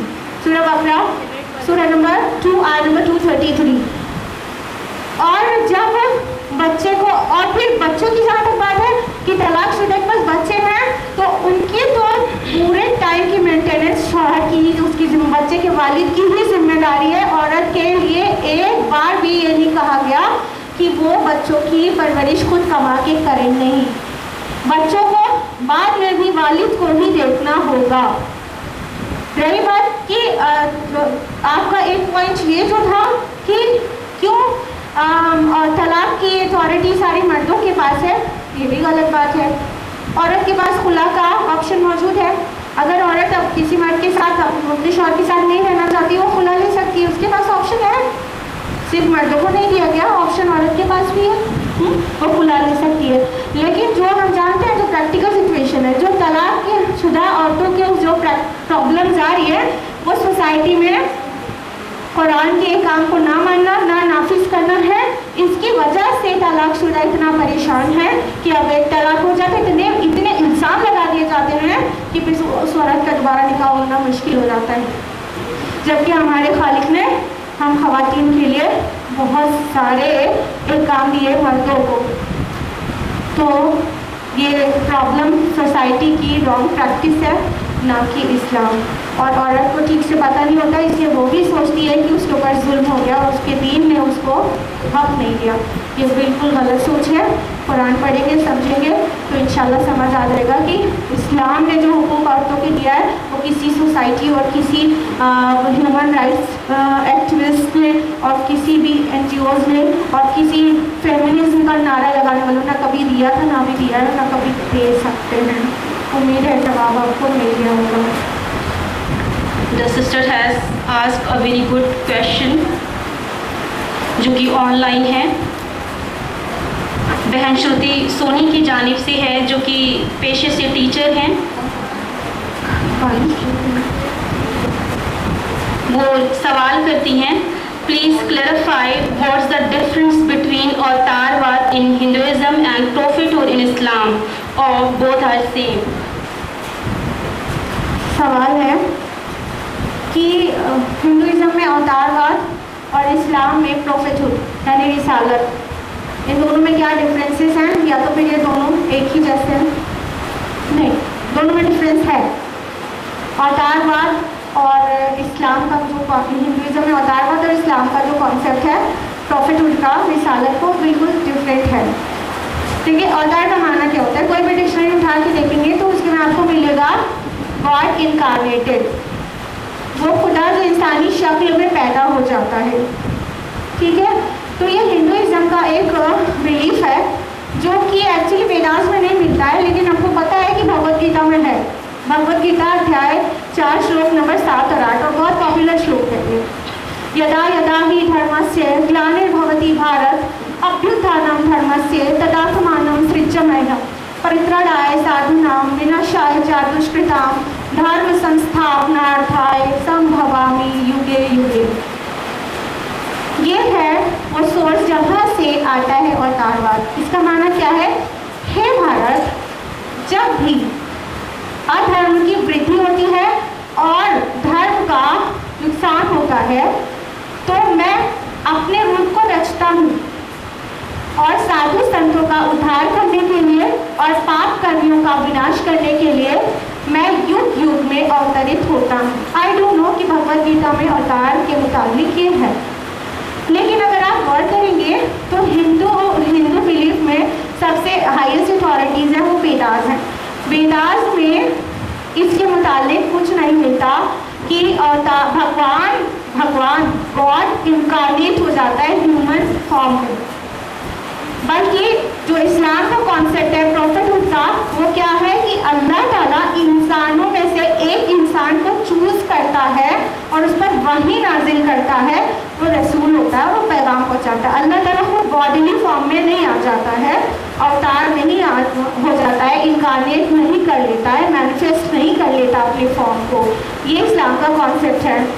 لیکن آپ دیکھیں کہ ویداس میں یہ کانسیپٹ کہیں اوتارواد کا آپ کو نہیں ملے گا, بلکہ وید کا اور اپنشد کا جو کانسیپٹ ہے وہ بہت سملر ہے اسلامک کانسیپٹ سے. اگر آپ پڑھیں یجوروید ادھیائے 32 شلوک نمبر 3 اور شویتا شواتر اپنشد ادھیائے 4 شلوک نمبر 9, تو اس میں ہے ناتسیہ پرتیماستی, اس بھگوان کی کوئی پرتیما, کوئی تصویر, کوئی امیج نہیں ہو کہ وہ فارم نہیں لیتا.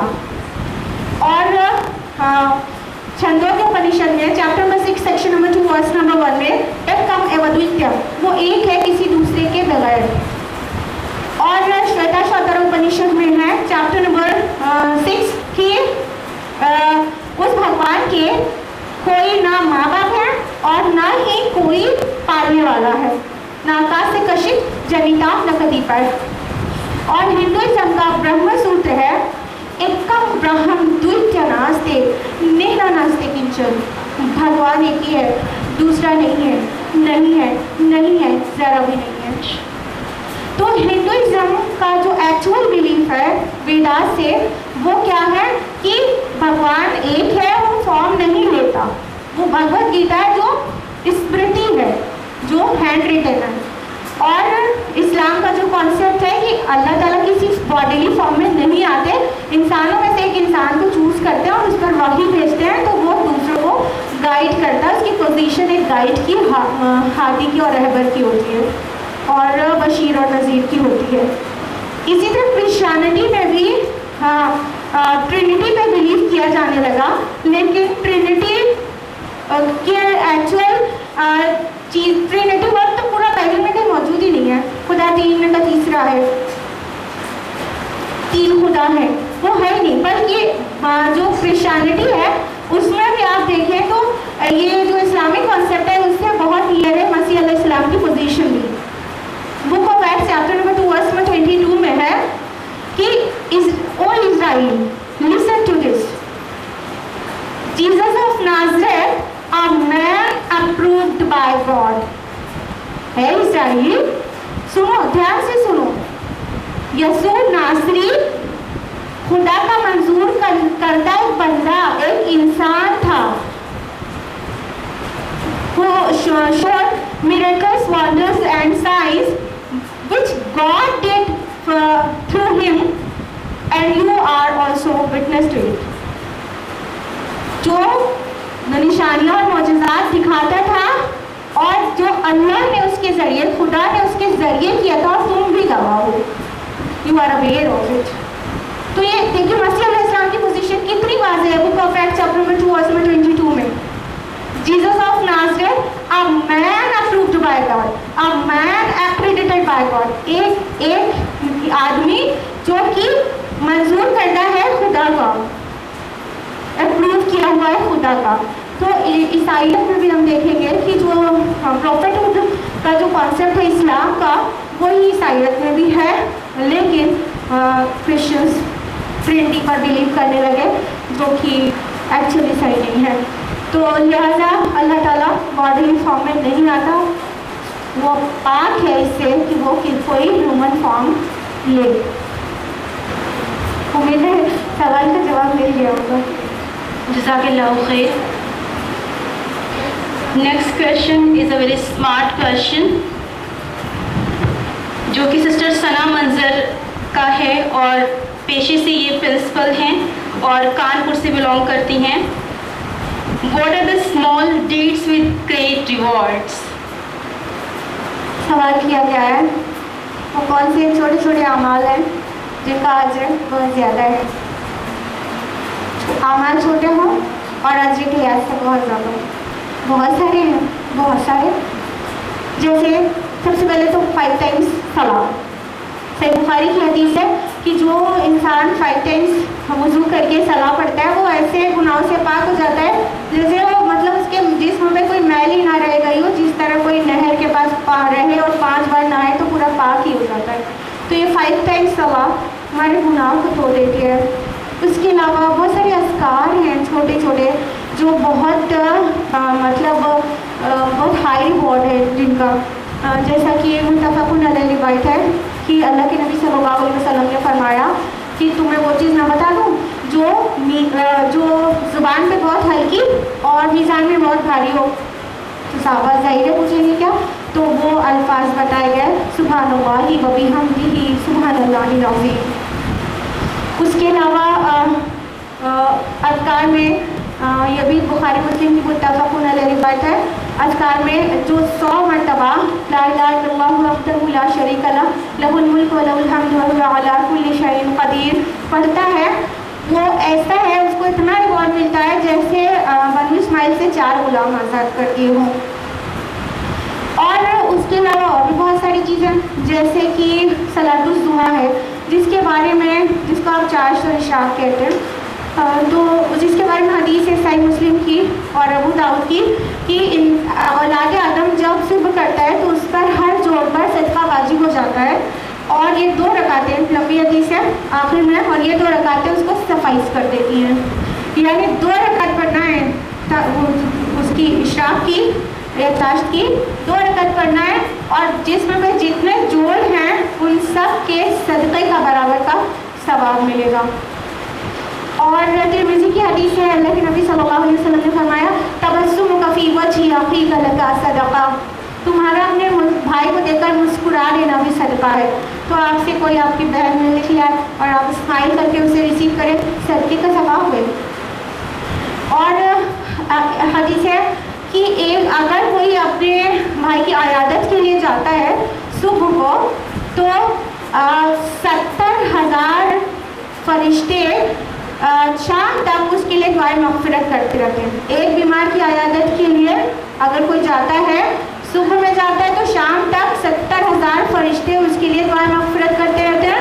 और शाम को कोई किसी की अयादत के लिए जाता है बीमार की, तो सुबह तक 70,000 फरिश्ते उसकी मग़फ़िरत की दुआ करते रहते हैं।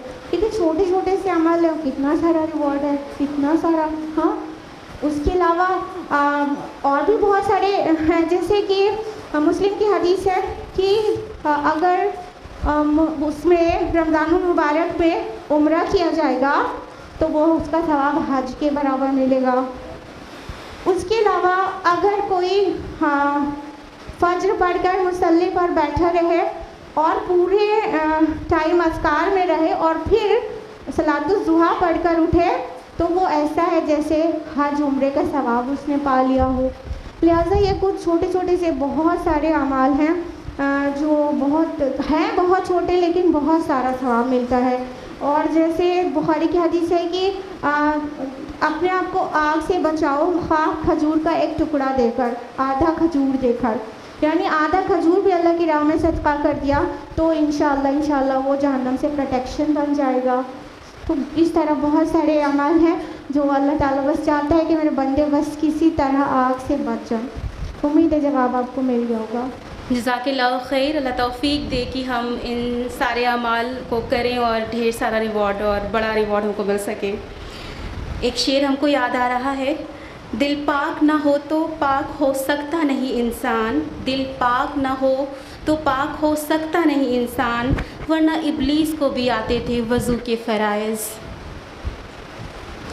अगला सवाल है ऑफ़लाइन जो आपका है सिस्टर रुकैया मुख्तार, जो कि होम मेकर हैं और सवाल करती हैं, जो लोग कहते हैं कपड़ा मैटर नहीं रखता, तो जो रेप होते हैं, अगर जैसे एक बच्ची के साथ जिसने डायपर पहना होता है उसके साथ अगर रेप हुआ तो ऐसा संगीन जुर्म क्यों? सवाल किया गया है, बहुत अच्छा सवाल किया गया, दिमाग से किया गया है कि मतलब लिबास मैटर नहीं करता या करता है, तो वह छोटे से बच्चे का कैसे रेप हो जाता है जो डायपर पहने हुए हो। कहने का मतलब कि कहीं ना कहीं कहने का यही मतलब कि हिजाब पहनेंगे तो ये रेप वगैरह से बच जाएंगे, तो उस अपनी ब्यूटी को कवर करके निकलेंगे। और तो उस छोटे से बच्चे का क्या गलती है कि वो क्यों कर हिजाब पहने और उसमें क्या अट्रैक्शन पाई जो रेप करने वाले ने की। बहुत अच्छा सवाल है। देखिए, जो ऑपोजिट जेंडर है ना, मुखालिफ जिन्स, वो किसी की भी स्किन से अट्रैक्ट होता है और वो भड़कता है। अगर कोई पोर्नोग्राफी देखेगा रात में और उसको कोई ना मिला तो वो एक बच्चे को भी शिकार बनाएगा और समटाइम्स वो किसी बाहिजात को भी शिकार बना सकता है। कहने का मतलब अगर ये सोचा जा रहा है कि कवर होंगे तो प्रोटेक्टेड रहेंगे, तो अनकवर रहेंगे तो नहीं प्रोटेक्टेड रहेंगे और रेप वगैरह से बचेंगे, अगर ऐसे सोचा जा रहा है तो आपको पता होना चाहिए कि एक इंसान भड़का है दूसरे को देखकर। बेहिजाब बेपर्दा खातून लड़की थी, उसके जो जब ऑपोजिट जेंडर ऑपोजिट को देखता है तो बहुत सारे केमिकल्स वो प्रोड्यूस होने लगते हैं जो उसको प्रोवोक कर देते हैं अपनी नाजायज़ ख्वाहिश को पूरा करने के लिए। तो फिर जिससे देख के वो भड़का था वो तो उसको मिलती नहीं, वो तो चली जाती है, फिर जो मिलती है तो उसको शिकार बनाता है। लिहाजा बिल्कुल हिजाब मैटर करता है। अगर पूरी सोसाइटी में हिजाब फॉलो किया जाने लगे तो, और साथ में इस्लामी शरीयत हो कि मर्द भी अपनी निगाहों को बचा कर रखें, तो फिर ये चीज़ें नहीं होंगी। ऑर्डर्स दोनों को दिए गए हैं। अल्लाह ताला ने फरमाया सूरह नूर सूरह नंबर 24 आयत नंबर 30 में कुल्लिल मोमिनीन, मोमिनों से कह दो यग़ुद्दू मिन अब्सारिहिम व यहफ़ज़ू फ़ुरूजहुम, कि अपनी निगाहों को बचा कर रखें और अपनी शर्मगाहों की हिफाजत करें। सेम बात फिर मोमिनात के लिए कही गई, सूरह नूर सूरह नंबर 24 आयत नंबर 31 में कुल्लिल मोमिनात, और मोमिन औरतों से कह दो यग़ुद्दन मिन अब्सारिहिन्न व यहफ़ज़न फ़ुरूजहुन्ना, कि वो अपनी निगाहों को बचा कर रखें और अपनी शर्मगाहों की हिफाजत करें। और प्रोटेक्शन बिल्कुल होता है हिजाब से। अल्लाह ताला ने फरमाया सूरह अहज़ाब सूरह नंबर 33 आयत नंबर 59 में, या ये नबी कुल लिअज़वाजिका व बनातिका व निसाइल मुमिनीन युदनीना अलैहिन्ना मिन जलाबिबिहिन्ना ज़ालिका अदना अन युरफ़्ना फला युज़ैन। ए नबी, अपनी बीवियों, बेटियों और मोमिनों की औरतों से कह दीजिए कि वो अपना जिल्बाब ले लें, अपनी ओढ़नी ले लें, इससे वो शरीफ ज़ादी पहचानी पड़ेंगी, वो ऐसी पहचानी पड़ेंगी जिनके साथ कोई छेड़छाड़ की हिम्मत न कर सके और वो पहचानी पड़े और न सताई जाएं। तो ये बिल्कुल हिजाब हमारा प्रोटेक्शन है, लेकिन अगर ये इक्वली फॉलो नहीं होगा तो उसका नुकसान किसी के ऊपर भी जा सकता है, वो फिर बच्ची भी हो सकती है। तो वजह ये है, जो अगर कोई पोर्नोग्राफी देखता है तो उसके दिल से औरत की अजमत निकल जाती है, फिर वो किसी को भी शिकार बना सकता है।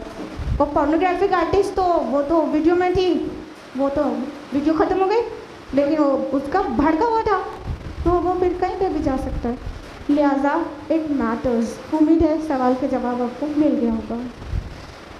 जज़ाकिल्लाहु खैर। सवालात तो और भी हैं, लेकिन वक्त की कमी होने की वजह से हम अपने प्रोग्राम में और सवालात शामिल नहीं कर सकें। तो हम माज़र चाहते हैं उन बहनों से जिनके सवाल हम नहीं ले पाएँ। अगर वो अपने जवाब लेना चाहती हैं तो तक़वा इस्लामिक स्कूल की बिल्डिंग से आकर वो अपना जवाब ले सकती हैं इंशाअल्लाह। और अब बढ़ते हैं ख़िताम की जानिब। हम शुक्रिया अदा करते हैं आप तमाम ख़वातीन का जिन्होंने सब्र और तहम्मुल का मुज़ाहरा किया। हम शुक्रिया अदा करते हैं सिस्टर अस्मा शम्स साहिबा का, जिन्होंने वाकई हमें वो राह दिखाई कि हम उस पर चल कर ख़ुद को नेक बना सकते हैं। हम शुक्रिया करते हैं तमाम ज़िम्मेदारान का कि जिन्होंने इस प्रोग्राम को कामयाब बनाने में एक बेहतरीन हिस्सेदारी अदा की। अल्लाह सुब्हानहू ताला का बहुत बहुत शुक्रिया कि अल्लाह ताला ने हमें तौफ़ीक दी कि हम इस प्रोग्राम का हिस्सा बने, क्योंकि अल्लाह को ये इस तरह की महफ़िलें बेहद पसंद हैं। सुब्हानल्लाहि व बिहम्दिही सुब्हानकल्लाहुम्मा व बिहम्दिका नशहदु अल्ला इलाहा इल्ला अंता नस्तग़फिरुका व नतूबु इलैक। जज़ाकुमुल्लाहु खैरन कसीरा। वस्सलामु अलैकुम व रहमतुल्लाहि व बरकातुहू।